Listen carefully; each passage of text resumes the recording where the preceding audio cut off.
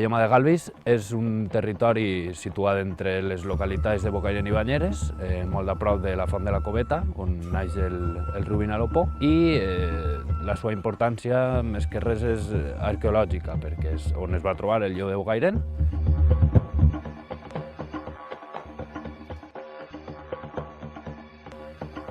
Una de les teories que es comenta és que el lleó de Bocairent és l'escultura que corona un monument funerari d'una tomba d'un íber, d'un aristòcrata ibèric del segle IV abans de Crist. L'altra proposta apunta a que siga l'element, la escultura, que estaria damunt d'un pilar, damunt d'un monument, que marca el lloc ritual que assenyala el punt de naixement del riu Vinalopó.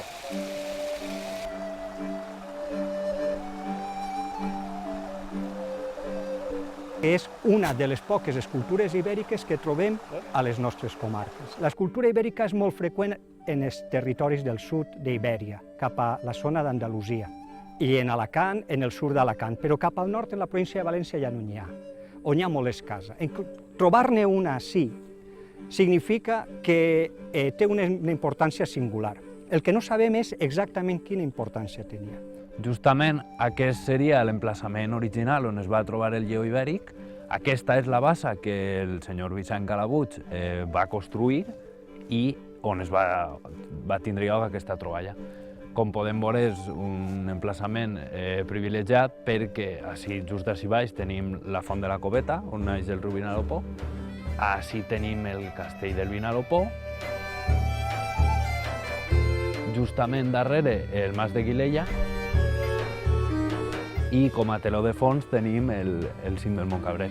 Com podeu veure, el lleó de Bocairent era un autèntic privilegiat perquè tenia una vista panoràmica de tota la Serra de Mariola.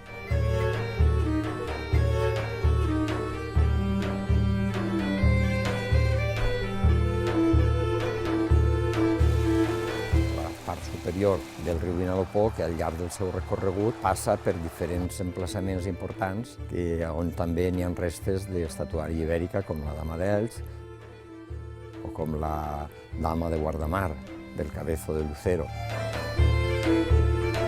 El lleó ibèric de Bocairent és una escultura íbera d'aspecte zoomorf, esculpida en roca calcària, i presenta un lleó en posició hieràtica, en posició de repòs.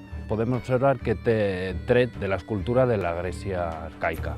Aquest aspecte orientalitzant el podem veure marcats en aspectes com les costelles o trets facials com una representació molt minuciosa dels bigots. La tornada del lleó ibèric a Bocairent significa d'alguna manera una tornada als nostres orígens, a conèixer, tindre l'oportunitat de conèixer de ben a prop algo que forma part de nosaltres.